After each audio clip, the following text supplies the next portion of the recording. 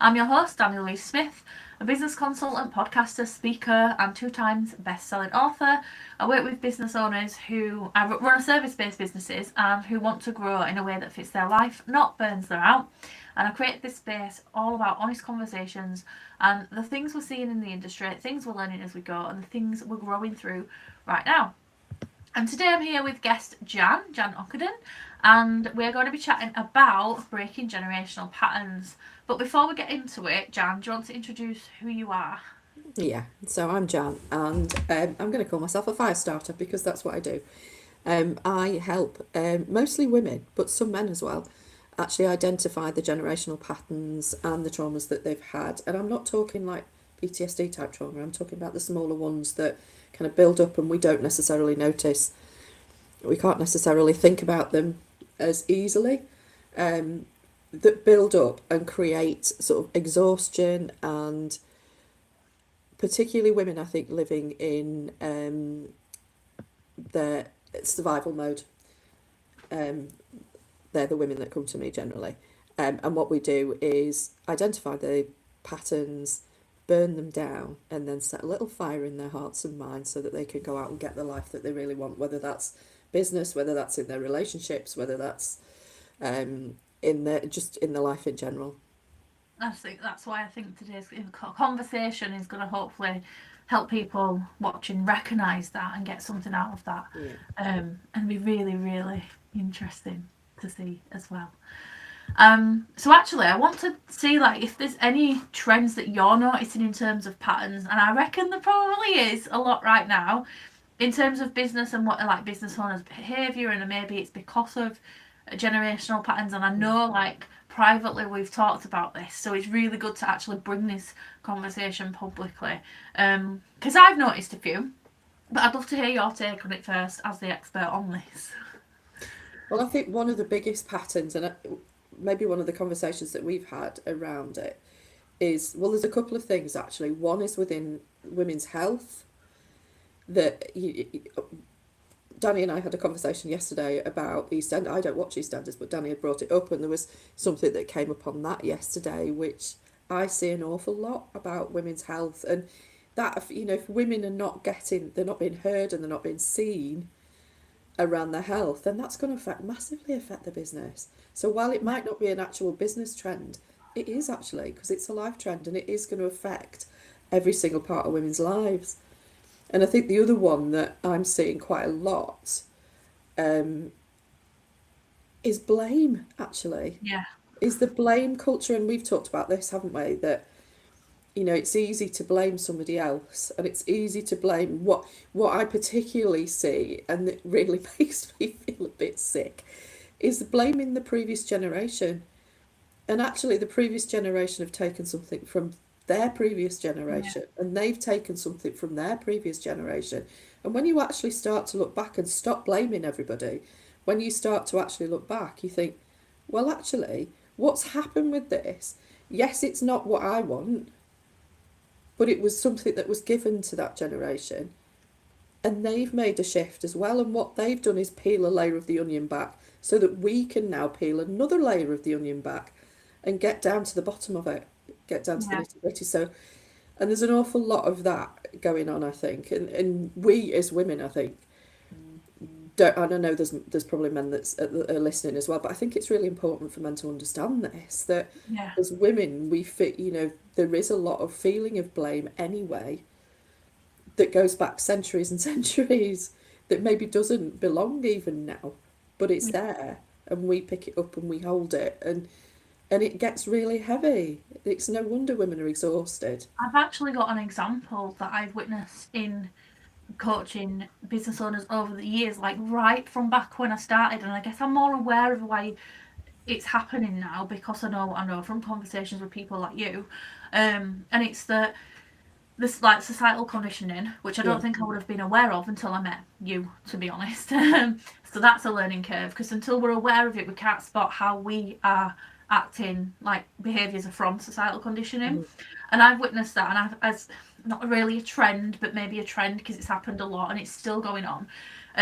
I've worked with women in the past. I've not worked any clients up until recently that are men, But it doesn't matter how they identify, it's just this societal condition seem to apply to women. And what's happened is there are people that come to work with me and they have these big goals, these big aspirations, and then time and time again each week, they kind of have these blocks that are the things that are going on in their lives. So, for example, a mum has children and she wants to commit to something, but she can't because she's taking on the responsibilities of everything to do with managing the children. And me, years ago, it blew my mind because my husband is so hands on that if I wanted to do something work wise, he would take over, he would do that so I can work or whatever, what have you.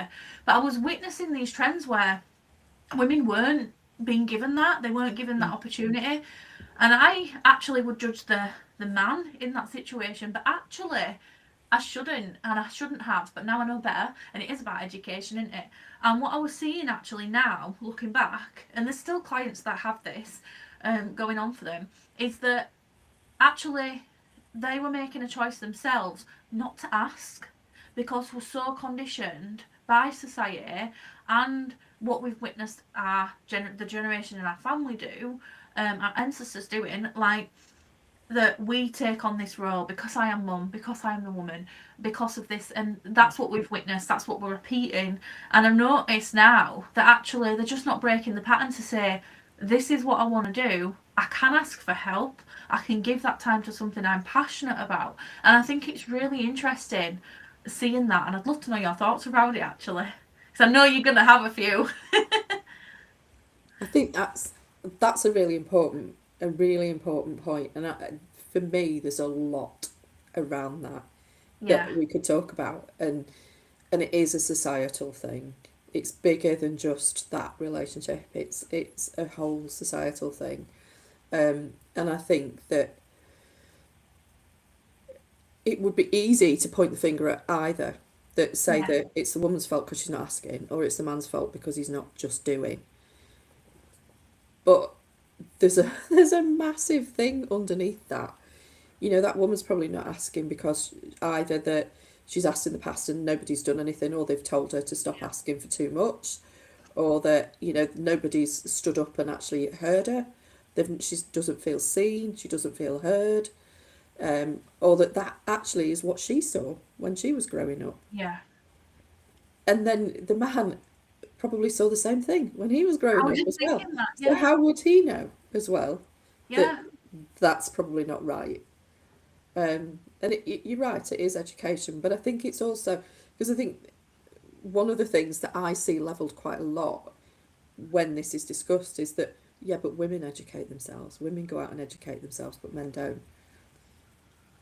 That's true, but the societal conditioning gives men a bit of a privilege, yeah, and that's where they're always been, and they've always been placed in that position of, you know, that they're the ones that have to go out, have to go out, have yeah. to Because we earn have to think money, and they've been have conditioned to, too.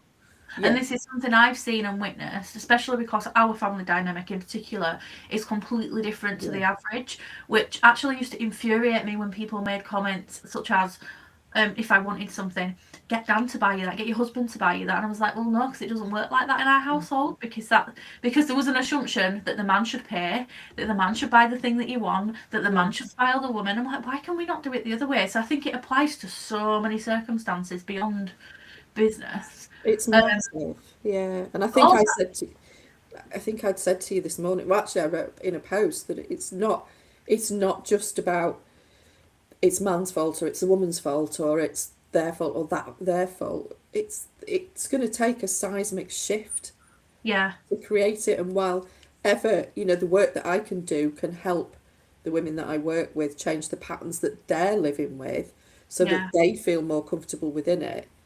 And each time a woman does that, it shifts that little bit more.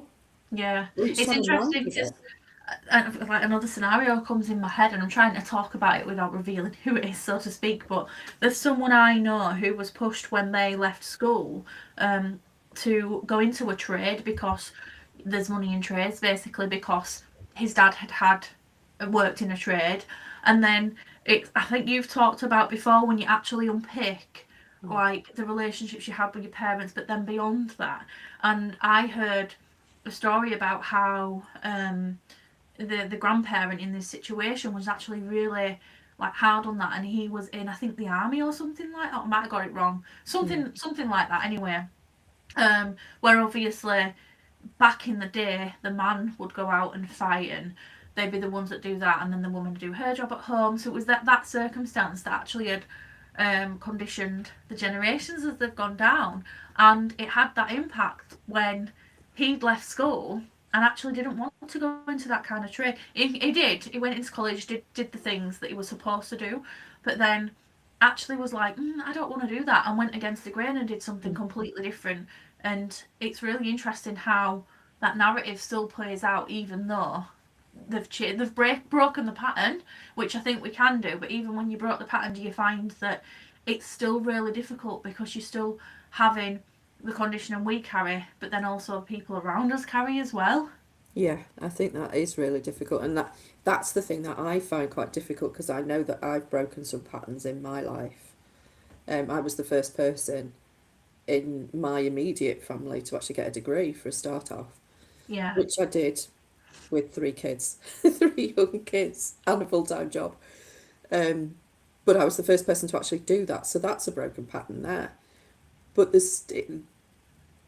but even while I was doing that, I was still carrying those patterns from the previous generations within my family of um, who does what, the kind of gender assignment roles. And I think what we need to remember as well is that we live in the UK particularly, we live in a massively multicultural society, and it's going to be different as well within that, because I think what we're talking about in terms of the conditioning, a lot of that is very white male Yeah. conditioning, and we have to remember that that is actually also going to be quite different depending on, where you're growing up and who you're growing up with and the culture that you've grown up with, and the I don't know, I won't say doctrines, but that's not a great word, that's not really what I mean, but the rules and the societal Yeah. rules that you've grown up within as well is going to be different depending on where you are and Yeah. who 100. you've grown up with, what you've seen. Yeah. But the other thing that was going through my head when you were talking was that the other thing that I see quite a lot is that people will come to me and say, my mum didn't have this, but she wanted that for me and she pushed me and it's not what I want. So there Yeah. is that other side of it, and I think that's something that we need to be aware of. But for me, the most important thing is let's not blame, because Yeah. blame doesn't do anything. It doesn't. All it does is sit in us and create a nasty smell and a nasty taste inside us. I feel like I've witnessed it because I've been very open with you about, and this is what this is all about, these conversations publicly, is bringing it into awareness. I've been open about, like, I've been to events where I felt uncomfortable because I felt there was very men hating, but then I think if you can hate on men, then you can hate on anyone for being different almost, and Yeah. I don't agree with that. And you've talked about, like, the blame, and it's interesting because doing like manifestation work and that, and reading up on that and learning about that, it's often mentioned that like giving forgiveness, hasn't it? And I think if we Yeah. apply that to what you talk about, actually understanding depth, having depth to it, when you look at the generational patterns and societal conditioning, it's actually not that person's fault. I think we are responsible for how we react and our behaviour, but often it is because of what we've witnessed, what we've experienced, what we know, and that's a pattern that's really challenging to break. Yeah. And like I've realised as well, like people wanting to achieve things, create things, like new habits in particular, they. And I've talked about this recently when I submitted a magazine article, and then I spoke about it with someone who's actually a coach that works on habits, and I was like, it took me a while for myself to see that you can't start new ones without first recognising and breaking the old ones. And I always thought it was just down to habits, but it's not. It's because we've formed habits based on the patterns Yeah. that need breaking in it as well, which has an impact on mindset, energy, how you show up for your business as well. I think one of the things that comes up quite a lot, and I know that we both witnessed this very recently, um, within the industry that we both work in, that there is there needs to be a recognition that a lot of harm is caused unintentionally. Yeah. But and that we can do that, but I think both sides need to acknowledge that that harm has been caused as well. Because I think if both sides don't, then that creates a nasty feeling within the person who feels harmed. Yeah, And it that, really does, and it becomes almost a division, which we're yeah, seeing a lot of in the world right now, aren't we? And it's really important to acknowledge why that's happening. And I know we've had conversations where I've talked about someone's behaviour, and I'm like, they've done this, this is how it made me feel. But it mm, confused me because at the same time, this person is someone who would like go and do anything they could to help you. And I'm like, feels like it's not Jekyll and Hyde, but that's kind of the example that comes to yeah, mind. yeah, Sometimes people can feel like that, and it's not intentional. And I'm like, this person's done this, but then you deep down know it's not intentional. But I think too many people don't do enough of this, have enough awareness, and do this work to realize when it's not intentional. It is mm, behavior from patterns, and that basically they instantly become a different side, lean into anger, the blame game, like you said. mhm, When actually, if we look at it the other side, okay, where can we offer forgiveness here in order to move on? yeah. And I've actually done some of that work. It's really hard though. I think it takes a lot of time to let go almost. Oh, And absolutely. And it's something, it's not comfortable because it's not where we sit normally. It's not where yeah, we've been. So your comfort zone might be your comfort zone, but it's not necessarily always comfortable. yeah, However, to move out of it is even more uncomfortable. So you might recognize that there's something not quite right where you are, but yeah. to actually step outside of that actually feels Do like shit, you think we're basically. taught enough emotional resilience though, in order to be able to manage it? Not necessarily, no. And I think there is a start somewhere within some of the schools in our area anyway. There is a bit Yeah, of a start there is in in helping my with that. children's. Yeah. And I think, I wonder actually how much, because I think the generation that are going through school now, there's a couple of things that really bother me. There's a few trends that we're seeing within teenage boys particularly that Yeah, really bother me. But I also think that there's something that, there's something something shifting. it is. It's really strange, isn't it? Because Yeah. like I see like this stuff, I'm like, it's great. Like for example, my children now do Mindful Monday.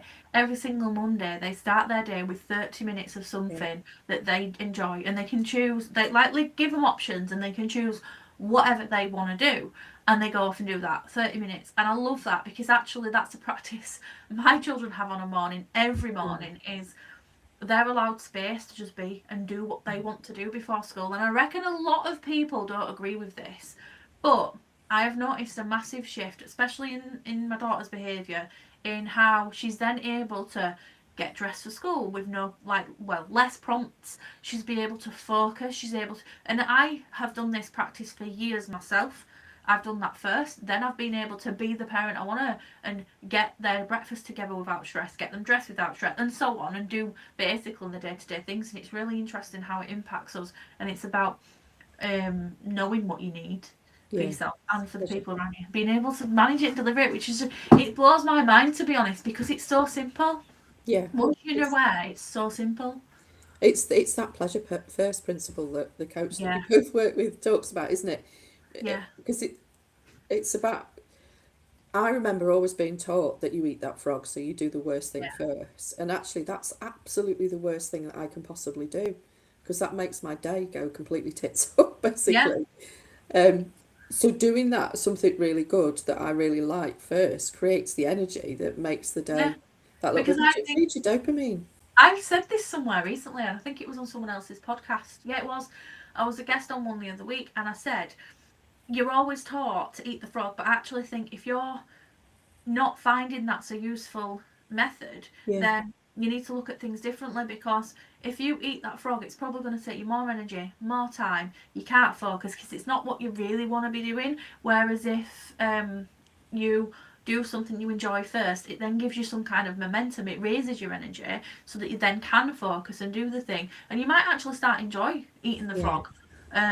And it's really interesting of a concept to look at. And I think particularly in neurodivergent people, I've recently also learned that you need momentum in order to be able to tackle a task. Yeah. So this is going to happen everywhere in your life, including your business. So if everything we're talking about now, we've actually got a lot to contend with. So by getting up Mm. and doing the things you need to do every day to move your business forward and get results from it, even if it's just like a small result, I think that's massive to achieve, because we've got these generational patterns. We might have a neurodivergent brain. We might have all these responsibilities that kind of given to us, or we take on ourselves, or however that looks. And that's a lot, actually, that we're walking Yeah. around and carrying. And I think what you said about, because the other thing, first of all, there were two things that came to my head when you were talking. One is one of the things that I talk to my clients about quite a lot is having a pleasure sandwich. So doing Yeah. something that they love to do first, then doing the thing they don't want to do, but making sure that they know in their head that after they've done that, they've got something really good to do as well. So Yeah. that it's not, well, I suppose it is a bit like a star chart for adults, isn't it? A reward system for adults. But it does help. It certainly helps me. And I was, because I work with quite a lot of people who are neurodivergent. Um, so I'm sure it does help with my clients as well. But what Yeah. was the other thing that I was thinking of while you were talking? It'll I come think back, won't it? it will. It'll I come was back. going to add to that, like, I've had that conversation with someone just this morning around habits. And when you, and I feel a lot of business owners face this challenge, when you're wanting to do something and the task you can do, you know how to Mm. do it, there's just no motivation there. And it was, there was a suggestion to do the task but then plan to do something you enjoy afterwards. Yeah. And when I saw that, thinking about the pleasure sandwich, I'm thinking, no, that's the worst thing you can do, because if you tackle the task even knowing you've got something coming afterwards, there's no instant dopamine, there's nothing to give momentum. And so I thought, and I was talking like, take that tip, put something you enjoy at the beginning as well, which probably sounds insane and unproductive, because it's going to spend more time doing something you love with something you don't love in between, or that you're maybe procrastinating on. Actually, sometimes I think you do enjoy doing the thing, it's just you don't have the energy for that thing. It depends in the moment, but instead of like sandwiching it, makes a massive difference. And then the output of what you've done on that thing, the tasks that you're procrastinating on, is going to be so different, Yeah. even though you've spent more time either side. And people just see time. It doesn't have to be long, does it? It can be five No. minutes. It's all it takes. Yeah. It's literally all it takes. It could just be. It could just be having your favourite breakfast, Yeah.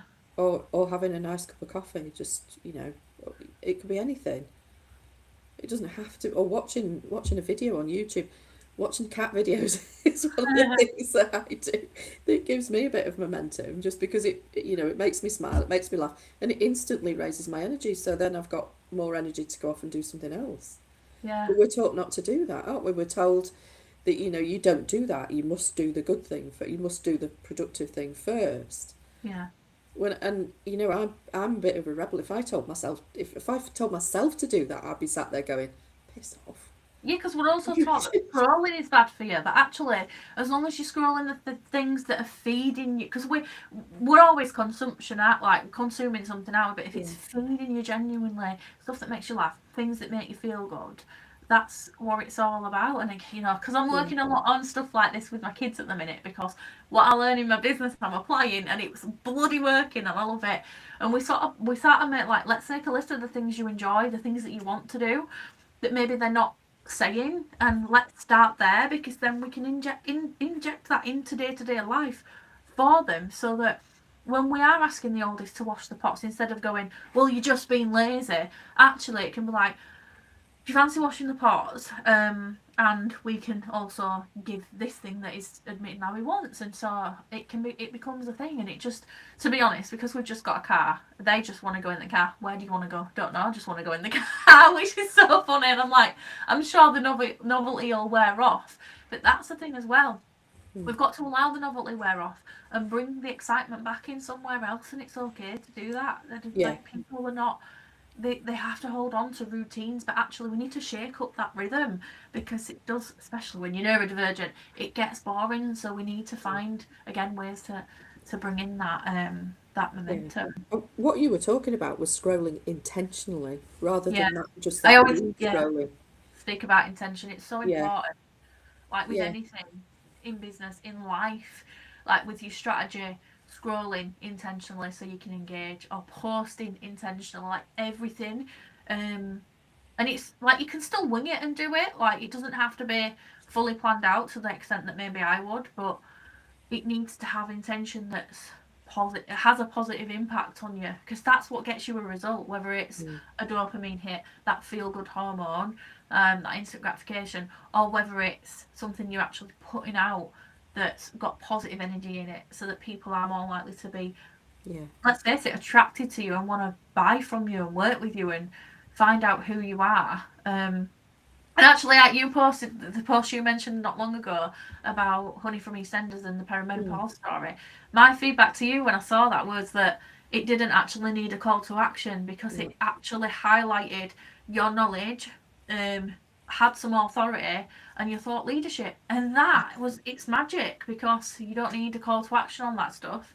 That was an intentional post, getting a point across that someone would come and work with you with based on the points you've highlighted, which I think was brilliant.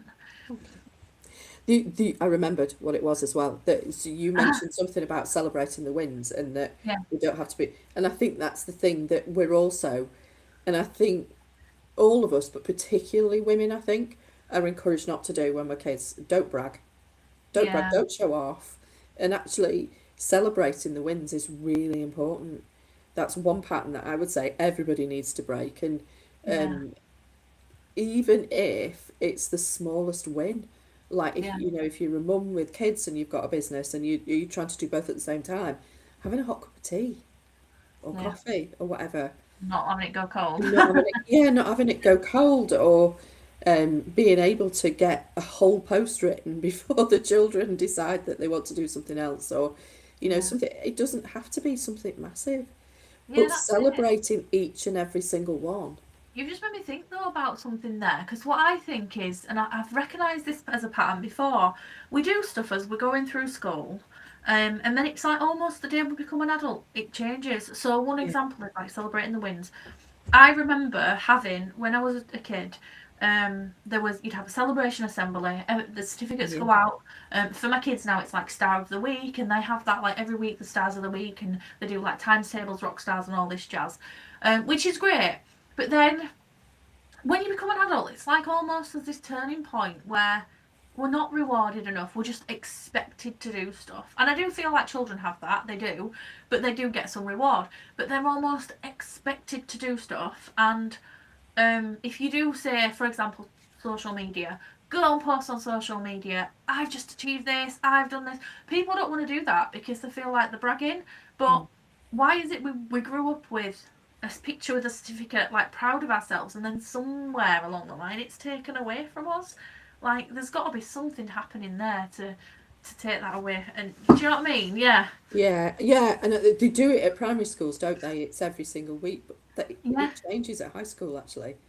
I mean, your oldest is at high school, our youngest is at high school at the moment, and they do something I think once a term possibly, or once a year, but it's not massive. And occasionally they'll have like a newsletter goes out, and I think they mention if somebody's done something really good in sports outside of school and that kind of thing.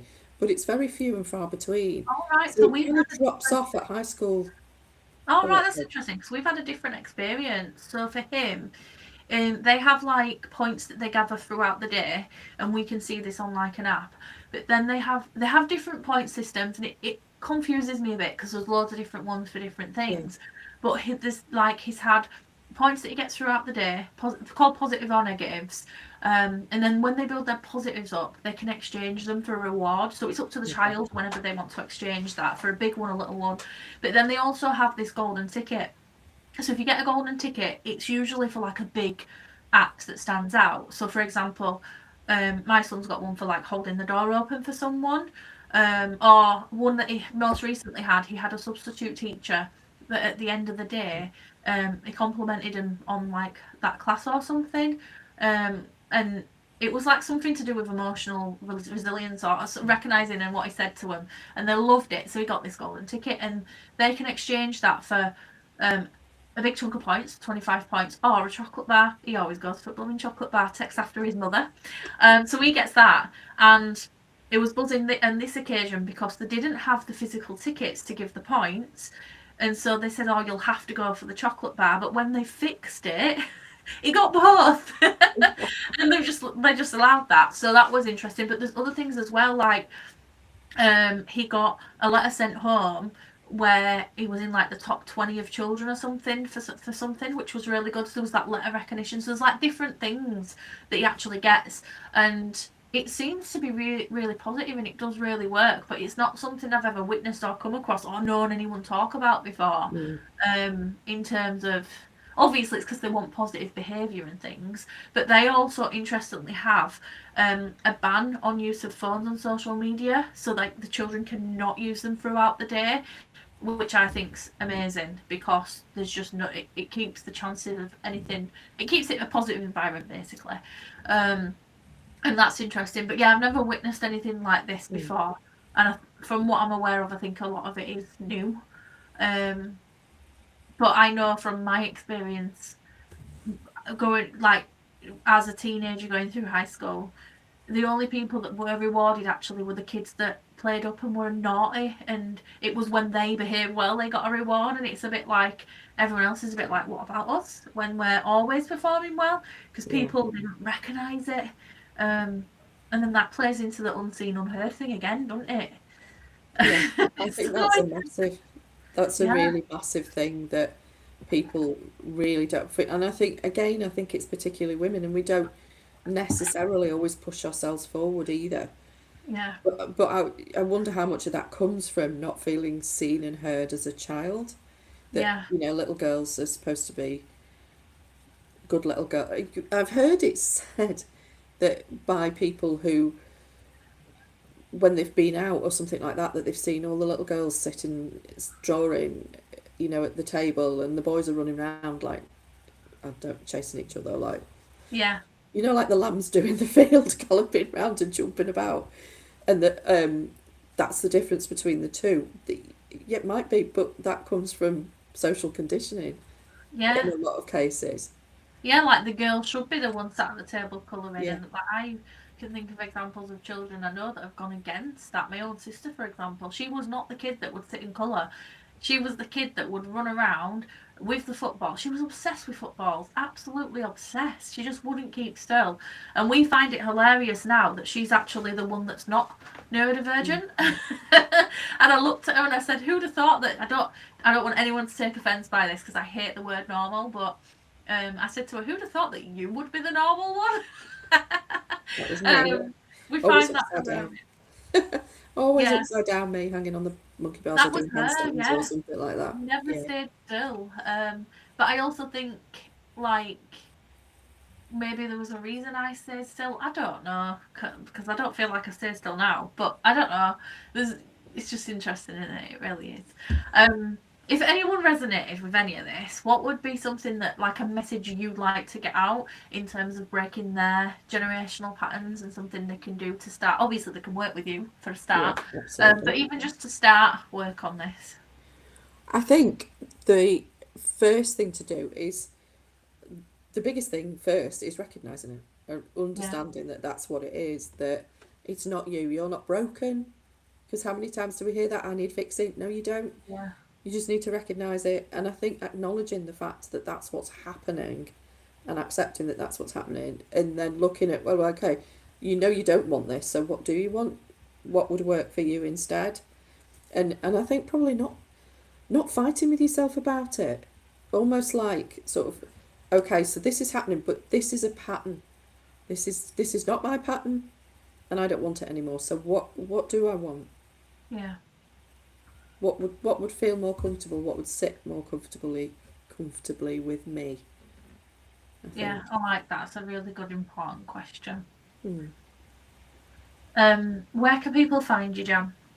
So people can find me on Instagram and Facebook with my name. So I don't use any fancy names, no pseudonyms, nothing like that. It's just my name, Jan Hockenden.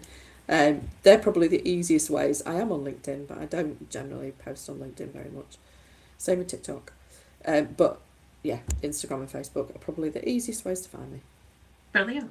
If this conversation has resonated, make sure that you're subscribed, like the video, leave a comment, let us know your thoughts as well, and give it some love so that this conversation can grow.